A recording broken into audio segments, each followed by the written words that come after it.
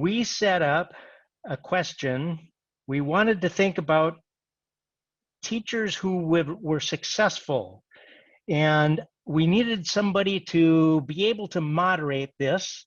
And so I brought in our 2 stars here, Anita Palmer from GIS ETC and Barbara Reed Duke from GIS ETC and Directions Magazine. Hey, ladies, are you out there? We're here, ready to rock and roll. Ready to rock and roll. And we've got our expert timer who's going to keep them underway because there are going to be lots of things coming through. And so it's going to be a wild session. So Laura's going to be riding herd on everybody to make sure that we get through everything here. Because what we did was to ask a bunch of teachers to say, prep a 3-minute video of something you did teaching with ArcGIS Online.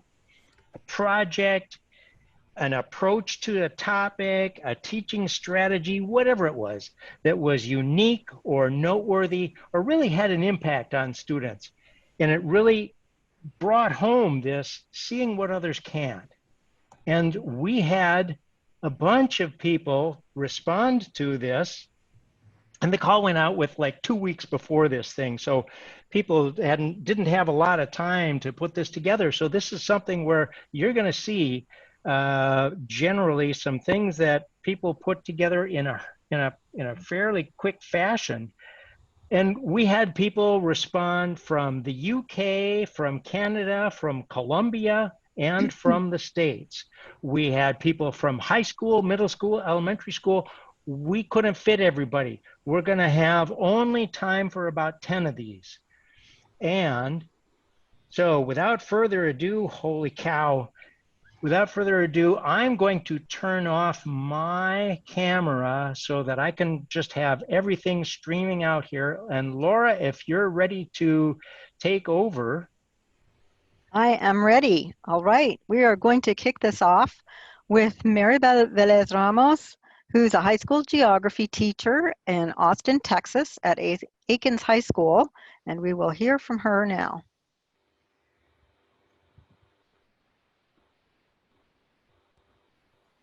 Hello, my name is Maribel Velez, and I teach World Geography Pre-AP and AP Human Geography for students from 9 to 12 at Aiken High School in Austin, Texas.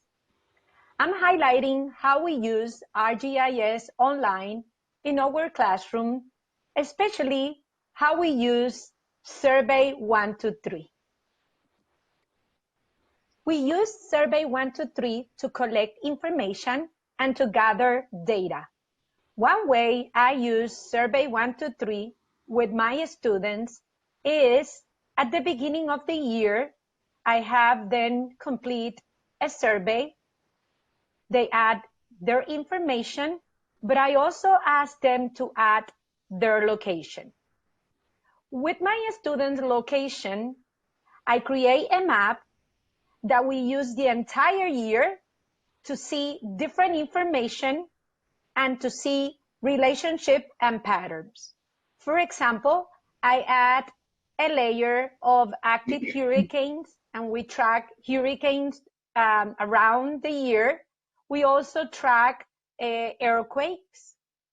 We see relationship about FEMA 100-year flood layer, my students' home location, and we can see what are the places that are subject to flood close to the school and close to their homes. We also use Survey 123 for projects, and this is one project that I did a couple of years. We did a project about gentrification, and we did a walking tour in East Cesar Chavez Street. We use Survey 123 to collect data. We walk about 1.5 hours around East Austin, and we collect data about what we observe about gentrification. With the data, we create maps. We see relationships and patterns. We use images that we collect during the walking tour to analyze the information.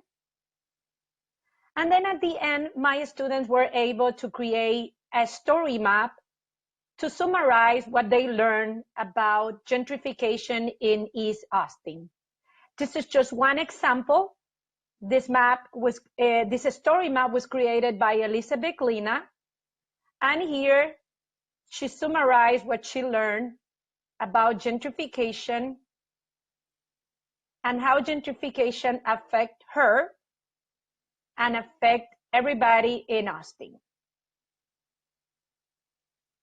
So this is just one way we engage our students at Aiken High School with ArcGIS Online in Austin, Texas. That is awesome. Maribel is fabulous. So I have a question. Barbary, when you were in the classroom, how did you use this with your students? Yes, so I really love sprinkling just a little bit of mapping throughout the year and tried to do some critical thinking / mapping geography project at least once a grading period. So sometimes it was a really big project and sometimes it might be a little tiny activity, but I find that moving that around throughout the year is really effective. Well, I got excited as I was listening to her. So this is a lot of fun. I'm looking at the chat and Brett Dascom just jumps out. He said, we've created story maps from years 7 to 12. 4 students winning the Australian Spatial Sciences competition using story maps for a range of projects. That's awesome. Did you find one, Barbary? Yeah, well, at the Solve, great question. Where do you find data outside of Living Atlas? And I was in specific, they wanted something local, like the local district lines. I say check with your city GIS office, sometimes the school district. You'd be surprised how many people around your city or county, maybe even at the state level, are using GIS, and they'll let you have data as an educator. It's awesome. Laura, are you ready to rock and roll? Yes, thank you folks for sharing and kicking us off here. Next up, we're going to go over to Great Britain and hear from Bob Lang, who's also a high school geography teacher at King Edward VI Camp Hill School for Girls in Birmingham. Go ahead, Charlie. Hi, welcome. My name is Bob Lang. I'm a geography teacher in King Edward's Camp Hill School for Girls in Birmingham, United Kingdom. I use GIS quite a lot, and this is an activity we used with students a few years ago. Here, students had to find where they could land an airplane using GIS. Now, this is a real-time activity that also builds in the element of need to get things done under time. So, first of all, we looked at a flight over the US, find a flight. Students clicked on a flight of their own choice, and it tells you what sort of aircraft it is, where is it going from and to. They use this information to add on an ArcGIS on ready-made ArcGIS on map, which has an US airport layer already added. They add a point on. Then, using the buffer tool, they created a buffer of about 300 kilometers, 500 kilometers, depending on how fast the airplane flies. So here you can see a 300 kilometer buffer around the plane. They then, using the filtering tools, they, within that buffer, find me the airports that meet my inquiry. It has to have a runway of at least 2,800 meters, and the surface must be asphalt concrete. So they put these filters in, and it filters all the way down to this particular example, Minna Air Base. Now it's a military air base with a long enough runway that is suitable.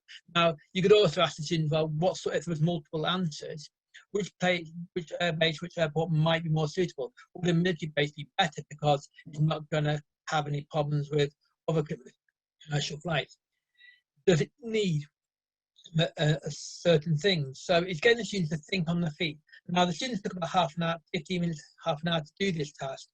And they picked up the skills of filtering, buffering, searching, as well as using up information to inform them. So, thank you very much.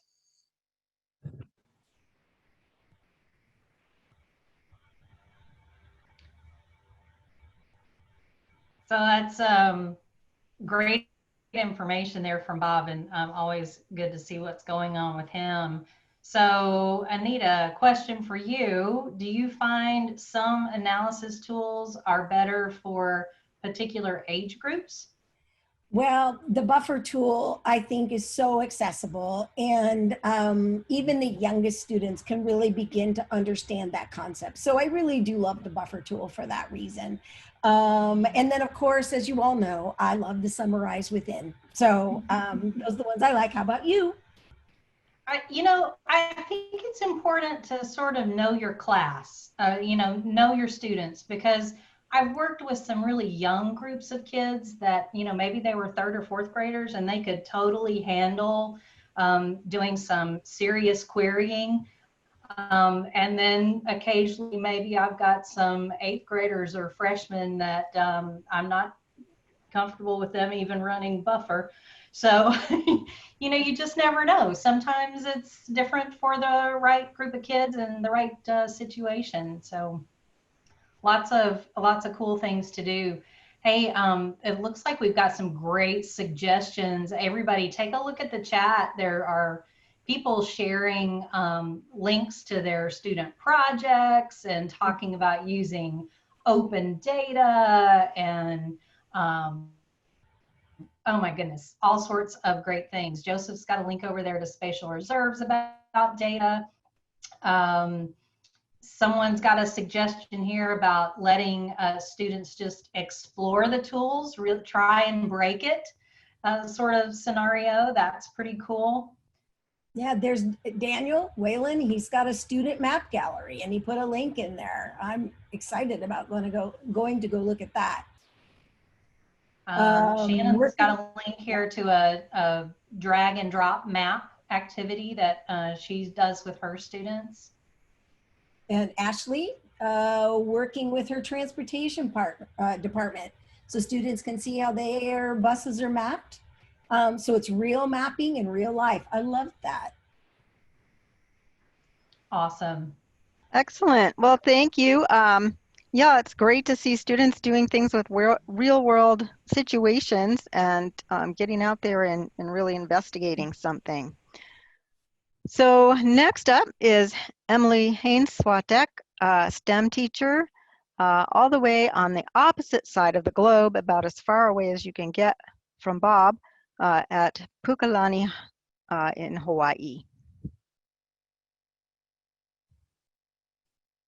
Aloha, my name is Emily Haines-Swatek, and I teach STEM courses at Kekalike High School on the island of Maui. Within my course, we spend the month of November learning about the industries that use GIS, how to create simple maps, and then how to interpret and access information. This year, our GIS unit got extended. At the end of January, I created an assignment for students that use data collected by Johns Hopkins to create their own map of the spread of this virus called coronavirus. I was able to download the data file as a .csv and provided instructions for them on how to create their own maps. At this point, there were less than 5,000 cases worldwide, almost all of them in China and only 4 in the United States. We compared the downloaded data from January 28th to the updated map 2 days later, and students were amazed at the growth, which at that point was a few hundred a day. We continued over the next month and a half to check in daily at the beginning of class and talked about what ifs and asked all sorts of questions.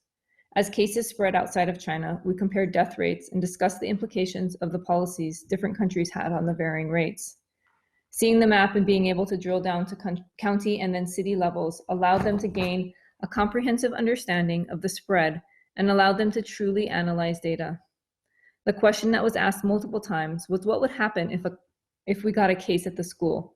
Would it be shut down? None of us could comprehend or guess what was about to happen nationwide. We left for spring break and did not return for the year. I continued to post a variety of GIS resources that were created as the pandemic grew to keep them informed remotely. We could not have those deep class discussions, but they could continue to analyze and use the data to think for themselves. One of their assignments was to select 3 maps from the COVID-19 GIS Hub, evaluate their effectiveness, and reflect on what they learned in an essay. The concluding paragraph of this student's essay shows an understanding of the need to find valid and reliable resources. I hope that our 45-day exploration into mapping and data will help them deal with future challenges the world may encounter, and that they realize that starting with data is extremely important. Wow. I'm each one of these is just, just getting too excited, folks. Yeah, they just keep getting better. I know. So, it is really great to see kids thinking about actually what the data is telling them. It's very, very exciting. Yeah, I can remember having my middle school students begin to do some analysis about juvenile crime in our community, and at the end, having them realize that they had something to share with the police department, and maybe they needed to rethink where one of their precinct offices was located, and begin to think about how they can maybe change policy, how data is connected to their everyday lives. It's pretty amazing. And do we have some more cool things being shared over in the chat. So folks, check that out. Well, Barbary, can I jump in here? Everybody take a moment and look at your chat. And I did this earlier, so that's the only reason I'm sensitive to it. Change your from all panelists to all panelists and attendees, so the attendees can see what you're writing. If you're not getting responses back from the attendees, it could be why. So do that so that we get that, and then we're checking to see if this chat's going to be shared with y'all. Yeah. So absolutely, there's some amazing material in here. Mike Wagner over at Loudoun County has a Google link here on sample student projects. I'm excited to go check that out as well.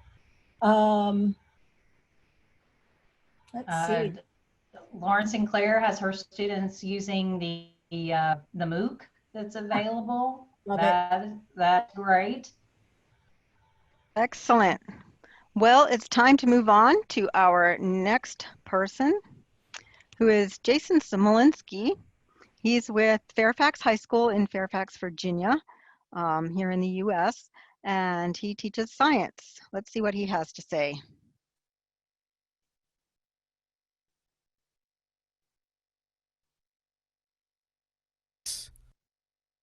Mark a location that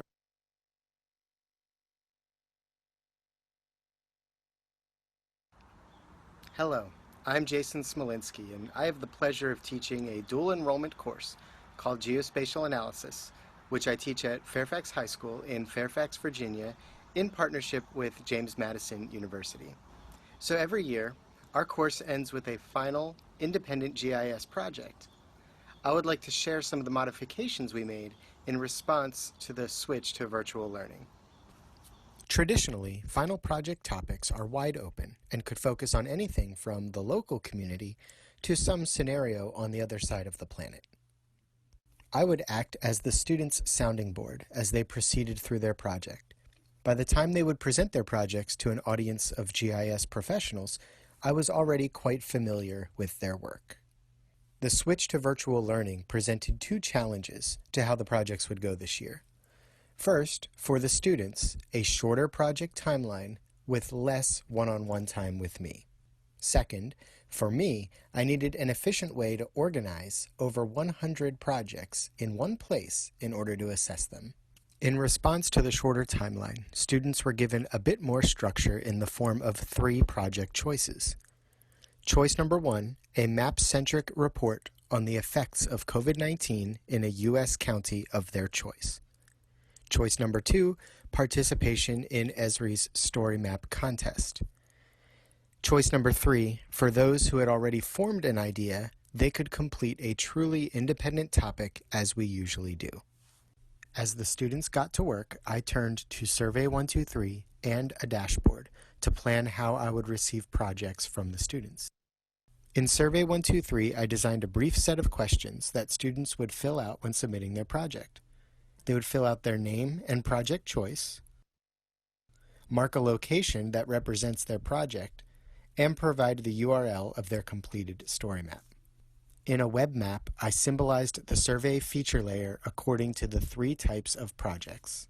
Finally, I built a dashboard whose widgets would update in real time as projects were submitted.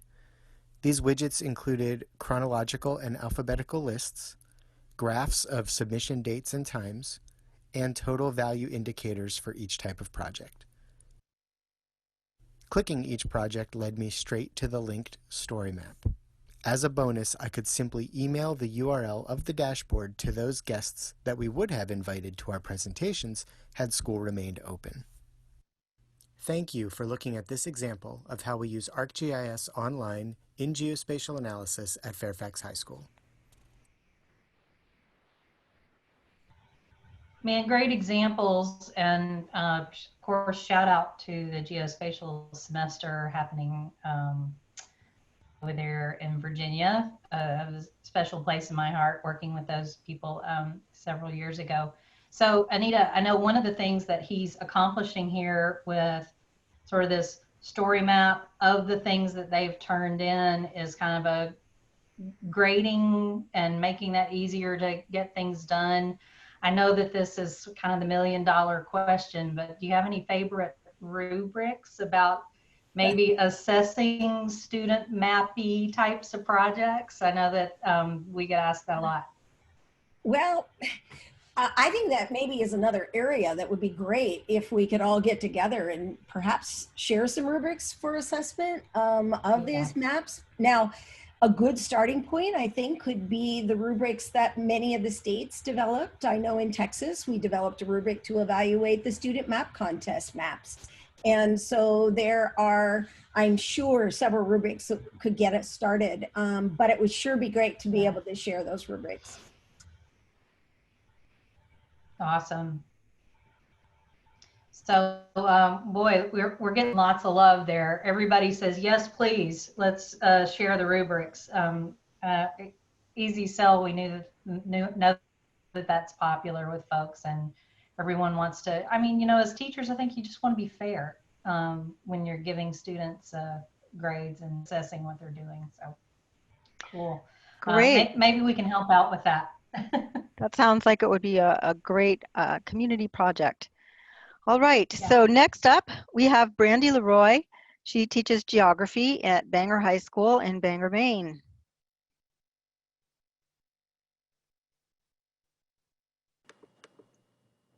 Hi everybody, I'm Brandy Leroy. I'm a social studies teacher at Bangor High School in Bangor, Maine. And when the world turned upside down back in March, I knew that GIS was going to be a big part of my remote learning for both my history classes and my geography classes. Using geo-inquiries and story maps, remote learning went fairly easily for me. However, one of the most creative ways I was able to use GIS was one day when my principal called, and he wanted to deliver signs to all of the seniors' houses and for their front lawns. You've probably seen these, they're all around. Different towns put out signs for their seniors. Well, we had 289 seniors. The bus company had told the school that we could have 5 buses to deliver these, and he wanted to do it in about 3 hours. And he called me up and he could not figure out how to do this. And he said, Brandy, if anyone can do this, I know it's you with your GIS. So I got some of my independent study students to help me out, and we created a map to be able to deliver these signs. The first thing was the secretary sent over the list of the students and all of their addresses. We put it into a spreadsheet, uploaded it to, or downloaded it as a CSV, and then uploaded it to ArcGIS Online. From there, we used the analysis tool to create a map. So you can see here are our 5 bus routes. We use the use proximity plan routes analysis tool. Put in that we had 5 routes that we wanted and how many stops. And this is what we got. So each one of these routes took about 3 hours. I think one was a little bit longer. You can see there's a lot of outliers. We have a lot of kids who live in outlying towns, but we were able to pretty much make these routes so that it was definitely doable. So you can see that I think this one took 9 minutes from the previous stop.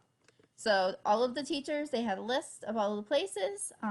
We made it into an app that they were able to download on their phones so that they could see where the directions were to the next place. And all of the students, all 289 of them, got their signs. So you can see here's a couple members of our staff dropping off the signs and putting them in their lawns. And all of the seniors were very appreciative of it, and it's been a great thing for our community.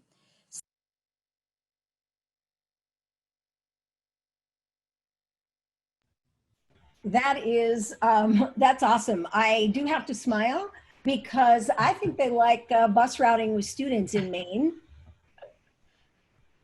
You know, I remember, I think Margaret Chernosky talking about buses with students, and of course she loved a cemetery map too, but you know, it's a great, again, to just bring students back to a real problem, something that they can do in their community and see the results right there in the moment.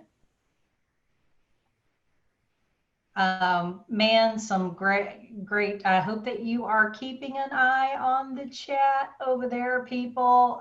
Lots of cool stuff happening over there.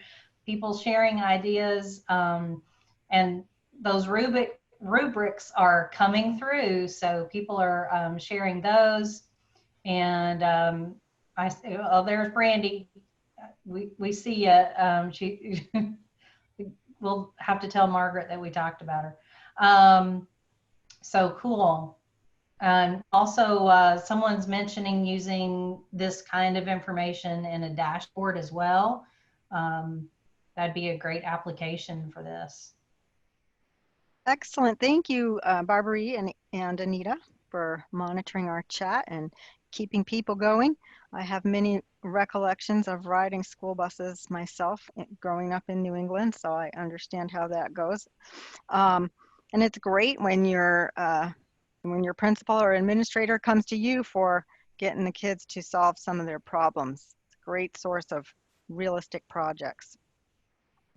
All right, next up, we have Jonathan Fletcher from Ontario, Canada, another high school geography teacher. Let's see what Jonathan does with GIS. I'm Jonathan Fletcher, and I teach geography at Port Copan High School, located near Niagara Falls in Ontario. The role of a teacher is to prepare students for life after high school. Professional geographers use GIS, and so do my students. I maintain a GIS computer lab loaded with ArcGIS desktop for my students, made up of donated, refurbished computers. I teach my students different geographical concepts using ArcGIS Online, ArcGIS desktop, and apps like Survey 123 and Collector for ArcGIS. In most of my courses, I use the technology to teach the concepts. In this video, I'm using part of the story map that my students made when they presented during the plenary at the Esri Canada User Conference in Toronto in October of 2019. I was asked by my school board if my students could create a new map of one of our outdoor education centers. Yes! After my principal relented to my begging, I was able to purchase a single Trimble Catalyst Precision GPS antenna. Realizing that one wasn't enough, through partnering with the Association of Ontario Land Surveyors, I was able to acquire 3 more devices complete with surveying poles. The Trimble Catalyst is an affordable tool for schools as it replaces the 6-meter accuracy of a cell phone with 1-meter accuracy. The awesome people at Trimble and Cancel kindly provided 4 precision location subscriptions for free. That improved the measurement in Collector for ArcGIS to centimeter accuracy. Using Survey 123, we created a survey of the information we needed for the project. We added this layer as an empty feature service to an ArcGIS Online map, and then downloaded that map into Collector for ArcGIS on the phone so data could be collected offline. An empty feature service is a survey with no entries completed, but provides the framework to allow the Catalyst to talk to ArcGIS Online. Connect your Android phone to the Catalyst. Put your phone into developer mode through the settings, and then change the settings in your phone to get the location data from the Trimble Mobile Manager. Change the settings in the ArcGIS Collector app to recognize the height of the antenna and the accuracy desired for your collected points to be recorded. Fieldwork. It took us 2 trips to the Outdoor Education Center to collect the data we needed to complete the project. They worked in 4 groups to record the location of trails and assets such as buildings, trail markers, boardwalks, bridges, and stairs. For the trails, points were taken about every 15 to 20 meters or when the trail turned.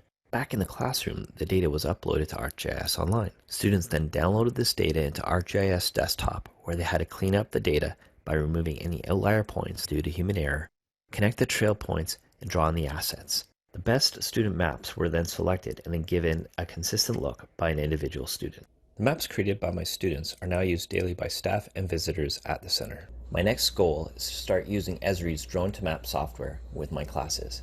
Thanks for watching. Okay, pretty cool, right? That was fun.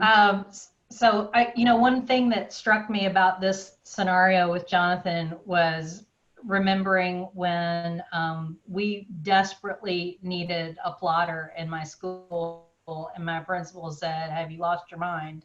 But I reached out to the city GIS office. They ended up pointing me to a GIS consulting group that happened to be getting rid of an old plotter. And so we were the lucky recipients of a lightly used plotter to print and show off our maps. And I know that that's true with other equipment too. Absolutely. And I had a similar story when I was still teaching in Carson City. And we just didn't have computers, and we had a GIS company step up, and they gave us a whole lab filled with refurbished computers, and they started popping up. So yeah, hey, reach out there. Never hurts to ask. Absolutely. Yeah. So Laura, hey, there's a question here that maybe you can help out with. It says, is there a drone to map lesson on the Learn site? I'm not entirely sure if there is. There may be one, but I do know that there is a brand new drone learning plan in the training site that if you go to the training catalog and look for that, it should be listed near the top of the learning plan list because it was just put out, but it's a collection of different courses that deal with it all in one place, and it's organized into a recommended order for you to take them. And there is a drone to map course, and as well as some new things about site scan and some other tools. Awesome. Thanks, Laura. So some great recommendations also from people saying, hey, ask your Geo mentors. So if you're not aware of the Geo Mentor program, check that out. There are people in your area that's a great person to connect with and see if they can help you on your endeavors of all sorts, whether that's data or equipment or all kinds of things. Great. Well, we'll need to move on now to our next person, teacher Matt Winbigler, who's now in middle school. So we're going from high school down to middle school now. And he's at Cloquet High School in Minnesota. Let's hear from Matt. Hi, my name's Matt Winbigler, and I teach science in Cloquet, Minnesota. I'd like to share a project with you that we did last spring, and this project had 2 primary goals. The first goal was during distance learning, we noticed students feeling really apart and isolated from their peers, and we wanted to bring them together somehow in something other than a discussion format. We wanted them to share ideas, including pictures and text, with one another from where they were within the community. The second goal was to make observations of spring and relate that back to plant and animal activity as well as to climate information. So in building this project, we ended up with this web app that was made that highlights the student photos and their descriptive writing. Each point on the map is a student observation that was created over about a 2-week period of time. And each point has different attributes tied to it, including the student's first name, the date and time of their observation, the observation type, and then their descriptive writing, which paints a picture of that observation in words. This web app was based on a map layer that was created. So in the map view, we can see that same information with the same attributes tied to it. Something that would be really fun to do would be to filter this table in order to maybe just sort it by, let's say, the observation type. Say the observation type is a bird. And then we could see information on the map only related to points having something to do with birds. To input that and create that layer in the first place, students used a survey 1, 2, 3 with a series of pretty simple questions in order to populate the map. And here you can see those same attribute fields represented on the survey that we saw on the final map and web app. To prepare students to take the survey, we had them complete some work on paper. This included digital paper to condense their ideas before actually posting to the survey. So they did a drawing or took a photograph and pasted it into here, and then started to work on their writing skills before entering it to the map. So we're really proud of this project, and I hope that it inspires an idea and way for you to bring your students together using maps. Well done, Matt. That is so wonderful. I love that app he chose to use with his students. And I just wanted to reconfirm with everybody, if you haven't seen that app, it's just share your map and go right into your apps, and it's right there. You don't have to do any programming or Python. It's already there for you. Such a simple, powerful virtual tool for remote teaching as well. Oh, and I love my English teacher heart is just pounding that he's having them do descriptive writing and purposefully, that is so good. Great to see that students can move across the different subject areas and see that it's important to be communicating well, not only in English class, but also in geography and science and all those other cool things. Excellent. Okay, well, we're going to keep going here. Make sure we're staying on time. Yep. So Charlie, who's up next? We have Lauren Sinclair, another middle school teacher. She teaches technology at the French American International School in Portland, Oregon. Okay, and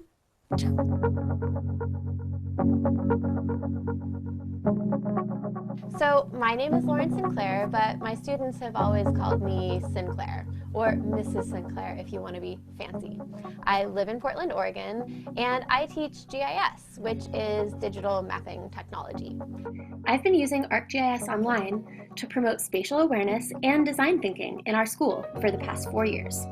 I collaborate with teachers in every subject to use geo-inquiries. I also use ArcGIS Online to do field studies in my environmental science class. My favorite way to use ArcGIS Online is in my technology classes. I call my 6th grade technology class Intro to GIS Design. The kids learn how to design a good map, then create their own maps of our school campus. Nice. We show all the different types of areas where you can play sports. So cool. I've been doing all the metadata for all of our points on the map. Awesome. I've just been putting all the different information for each sport. I had to take a photo of them, and then I had to come to my mail and send it to my school email so I can get it in here. Yeah. And copy it as a PDF. And then insert a photo and send it to here. Guys, this is looking great. Keep up the good work. My 8th graders focus on the suite of analysis tools in ArcGIS Online. They use the Learn ArcGIS website to learn how to use these tools. Then they study topics of their choice. Gerrymandering, climate change, and most recently, epidemics have been some of their favorite topics. Congratulations! You've been automatically enrolled in a global pandemic. Lucky you.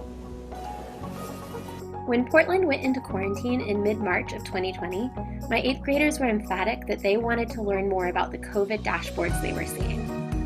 I decided to change my curriculum to help them explore how epidemics start, spread, and how we can use GIS to understand them and hopefully stop them from happening in the future.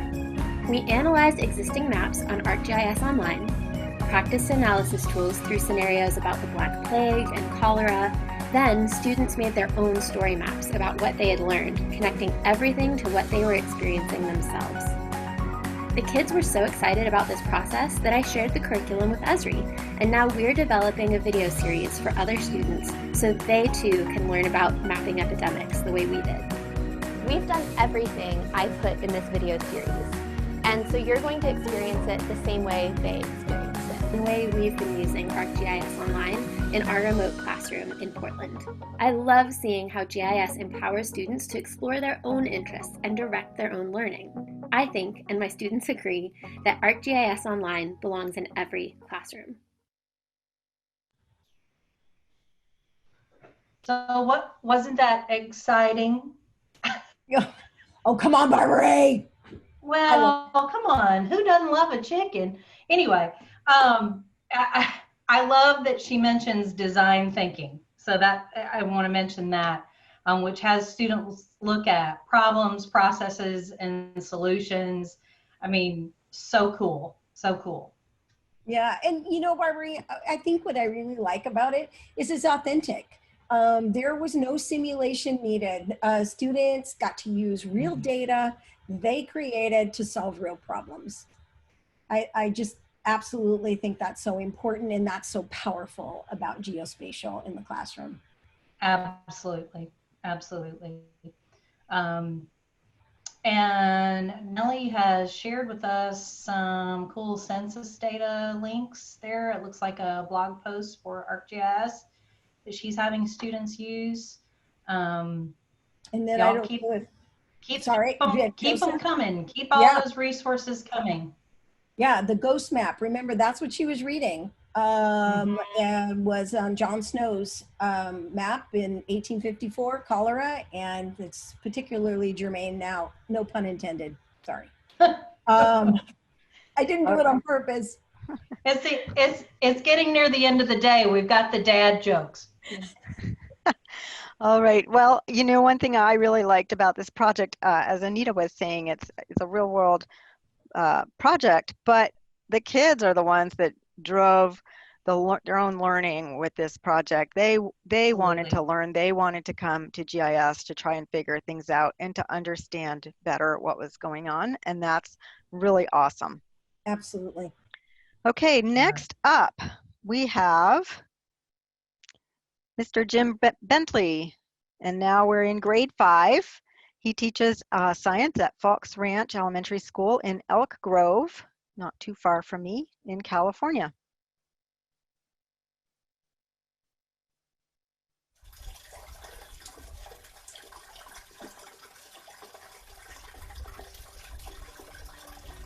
My name is Jim Bentley. I'm a National Geographic Explorer with a Planetary Stewards Grant. I've been working with 5th grade students in Elk Grove, California, mapping how plastic moves from suburb to sea. Off behind me, you've got 3 large storm sewer outlets that form the headwaters of the Franklin Creek in Elk Grove, California. What we're finding is that plastic and debris is flowing into storm sewer outlets, which flow into creeks like this that head about 90 miles to the south and west that feed into the San Francisco Bay. Our goal is to understand where plastic is in our community to tell a story about it using GIS, and then to present solutions to our city elected leaders on what we can do as a community to reduce the amount of plastic entering creeks that flow to the Pacific Ocean.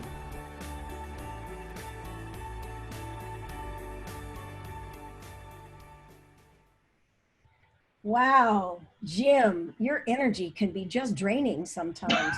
Okay, I'm sorry, I couldn't resist. Oh no, more dad jokes. Oh, I know, man. right? Have you done, I'm sorry. All right, B, have you done projects like this here in the classroom? Actually, yes. One of the cool things I got to be asked to work with was Girls in STEM. And so I was in Louisiana working with a group. Shannon was in Missouri working with that group. And we were looking at, kind of sister watersheds and water that connects. And so they mapped trash and the Louisiana girls mapped trash, and they looked at tracking that information, across the country or down the Mississippi River in our case. But really impactful for students to see how they not only impacts their community, but things further down the way. And John, yes, the video, there's a spreadsheet with links to all the videos. Those will be made available to you. I'm assuming they'll be on the hub. Charlie can jump in and let us know, or somebody, but we'll make sure that y'all know where to get to the videos. So, Jonathan Fletcher, you said Trimble, manufacturer of the catalyst, wants to work with educators. If you want to get into using professional. Look at that. Ask and you shall receive, people. Absolutely. And there were lots of folks talking about environmental science. Cool. Yeah. Kathleen did a very similar project, she said, and presented it to their city council. Garbage pickup mandatory to decrease loose garbage in the creeks. Folks, there's nothing like having a middle school student, any student, do a presentation to an adult group, especially your city council. Trust me, it's a little hard for them to walk away from the message. They're so darn cute. Yeah. And really shows that that city, that their young people care about their community. Absolutely. Wonderful. And it gives kids some lifelong lessons too. It gets them started early. I totally remember back in the days before computers were really a thing, when I did a middle school project to help out our states, what the governor was calling Green Up Day. After the winter, all the citizens would go out and collect trash along the roadsides and really clean up things. And I remember how good that felt as a kid, really helping to contribute something positive towards my community and the world. So even a small project can have a lasting impact on the kids, as I'm sure all of you know. Well, in typical Charlie style, he has saved the best for last. So we have, to wrap up our video extravaganza this afternoon, we have teacher Tony Cushman, a grade 3 teacher. Tony teaches everything, as most grade 3 teachers do. And again, he's another one of our wonderful colleagues from Canada, Rolfe Road Primary School in Toronto.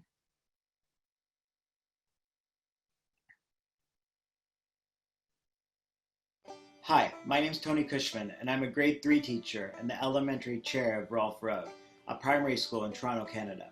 I want to tell you about how my grade 3 students use GIS technology to uncover mysteries hidden within our school playground. On second thought, why don't I let my students explain?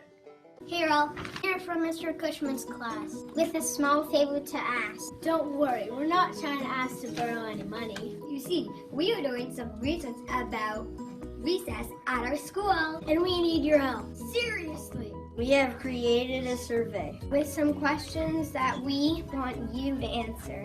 Let me give you an example. Questions like, what kind of games do you play at recess? Who do you usually play with? And where in the playground do you usually play?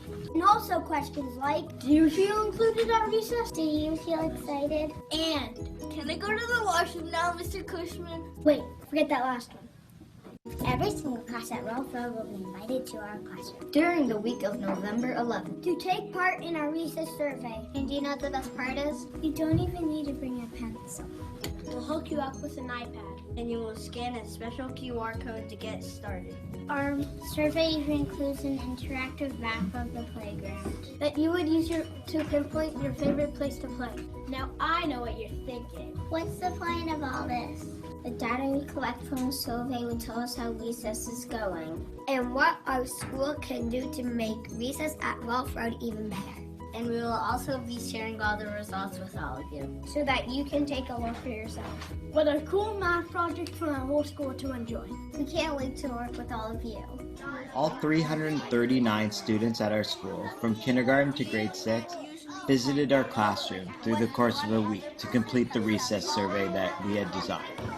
Our entire project, from the designing of our survey to analyzing the survey results, was led by my grade 3 students.